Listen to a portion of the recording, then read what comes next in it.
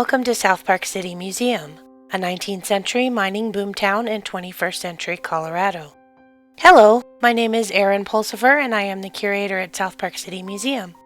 In today's video, we're going to take a look at how South Park City got started over 60 years ago. If you're a fan of South Park City and you'd like to support what we do, please subscribe to our channel. It actually does help us when you do. If you enjoy our videos and would like to be notified when we post new ones, hit that notification bell so you'll never miss a thing. Stay tuned for an exciting announcement after today's video. And now, South Park City, where it all began. If you've been to South Park City, you know that an enormous amount of work has gone into the museum over the last 62 years. But what about the original effort to open the museum? Moving the buildings, gathering artifacts, and doing it all in time for the Rush to the Rockies celebration in 1959.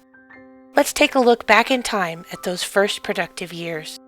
Museum founder Leon Snyder once told a friend, "I know of a town where 10,000 miners lived, and where now you can't find a stick or board to evidence the fact that the town was there."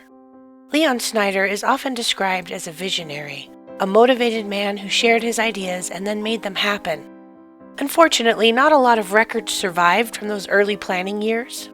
We don't know the exact date that the land was purchased or how much was paid for it, but we do know that it was the perfect spot for South Park City.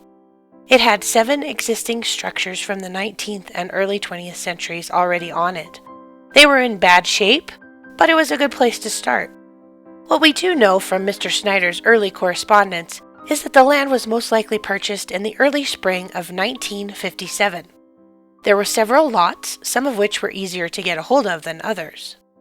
The area where the museum was to be assembled was known as the Burnt District. It was the former site of the town of Fairplay before it was burned to the ground on September 26, 1873. Some structures were built on the site of the destruction, the original 7 buildings being among them. The rest of Fairplay was rebuilt and expanded south. 4 out of the 7 buildings which are still on their original sites were built by entrepreneur and Fairplay resident Leonard Summer. Summer had come to Fairplay from Austria to open a brewery on Front Street in April of 1873. Unfortunately, we know what happened in September of 1873, and most of Fairplay burned to the ground, including Summer's fledgling brewery. Like Leon Snyder, Leonard Summer was driven and resourceful, and he didn't give up on his dreams. After the fire, he headed to Denver to work and save money. He returned 2 years later and built the Stone Brewery, which still stands today. He was good at what he did and became very successful, building a saloon, a beautiful home, and a smokehouse, which still are on their original sites today. He also built a hotel, a grocery store, and a man-made pond to harvest ice for his business ventures. At the height of his success, the area was known as the Summer Block. When the land was purchased by the newly created South Park Historical Foundation for the museum in 1957, Summer's buildings were in bad shape. The Summer Saloon had some serious structural damage, the brewery was pretty much gutted, and the smokehouse had been damaged by time and the elements. What is known today as the transportation shed, the burro room, and the wagon barn were built by the Long&Baugh Coal and Ice Company. They were originally used, as you guessed it, coal and ice storage and office space. The final building on its original site is now known as the Mayer Home and was privately owned by Lucy Tarbell until her death in 1985. So for the first 26 years that the museum was open, the Mayer Home was closed to visitors. Mrs. Tarbell had hoped to open a Frank Mayer Museum, dedicated to the last of the buffalo hunters who lived in the house for the last 12 years of his life. Unfortunately, Mrs. Tarbell wasn't able to realize her vision for her museum. We do hope that she would be happy with what we did with the exhibit. After the land was purchased, the colossal task of moving more buildings to the site began. By the time the museum opened on May 15, 1959, there are 22 buildings on the museum grounds. The additional 15 buildings were moved between 1957 and 1959. Rach's Place, the drugstore, and the Bank of Alma were moved from the town of Alma, 6 miles away.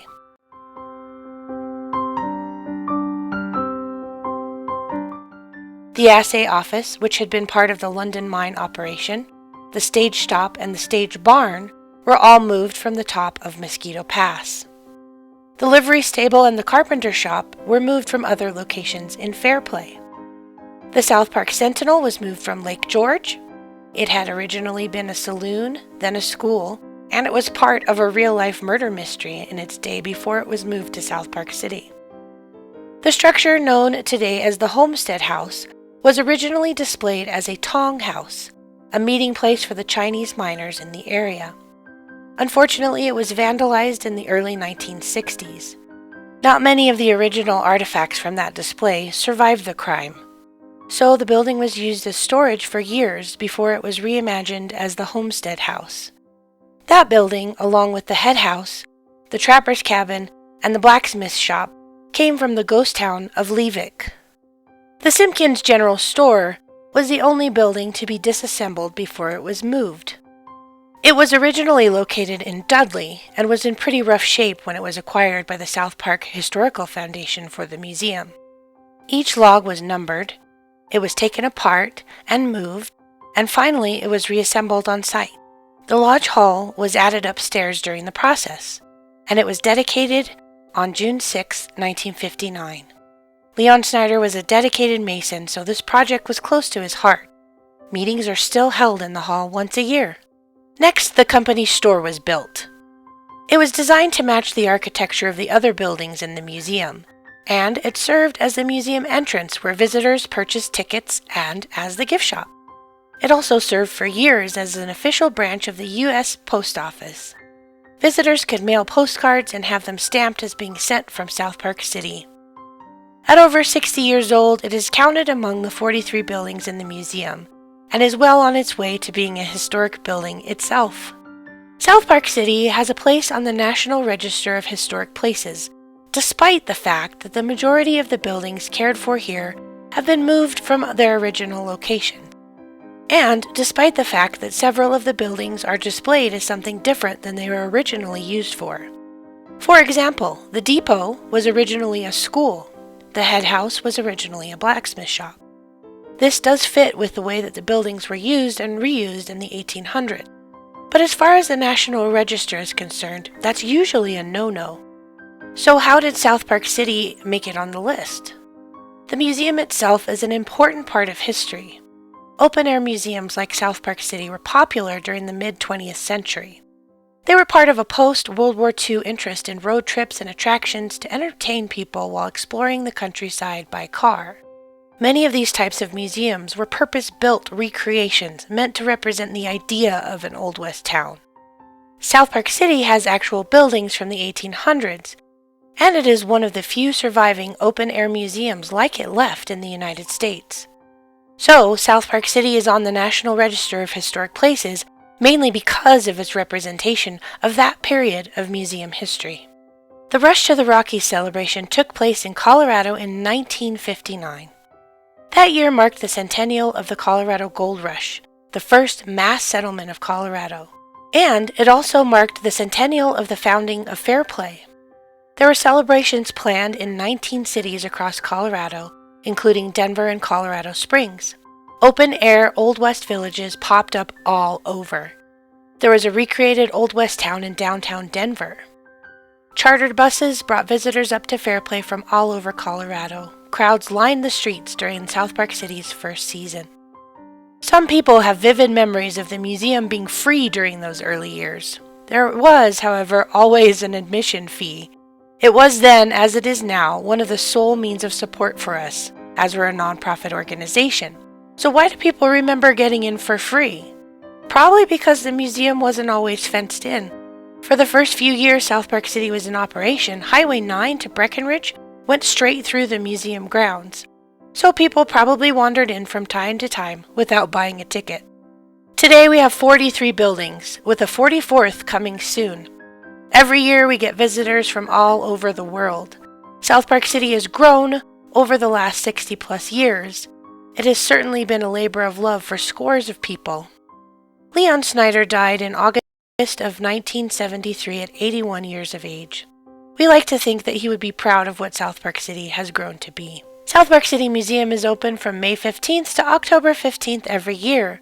As a nonprofit organization, South Park City survives on the proceeds from ticket sales and private donations. If you'd like to contribute, the link to our donation page is below. Donations from this video will be put to work maintaining our historic buildings and will help conserve over 60,000 artifacts. What do you think of the early days of South Park City? Did you see it in its early years? We'd love to hear from you. If you enjoyed this video, please support South Park City by giving us a thumbs up. And now for our special announcement. We are pleased to announce the release of a virtual field trip to South Park City. We understand that teachers can't always bring their classes up to South Park City to visit in person, so we're bringing a little bit of the museum to you. Our virtual field trip is designed to work with the 4th grade Colorado history curriculum. It is available free of charge to anyone who wants to use it. The link to the video is below, along with a link to the worksheet and teacher instructions. We really hope you enjoy it. We'd love to hear what you think about it, so let us know. That's it for today. Thanks for joining us. We'll see you next time.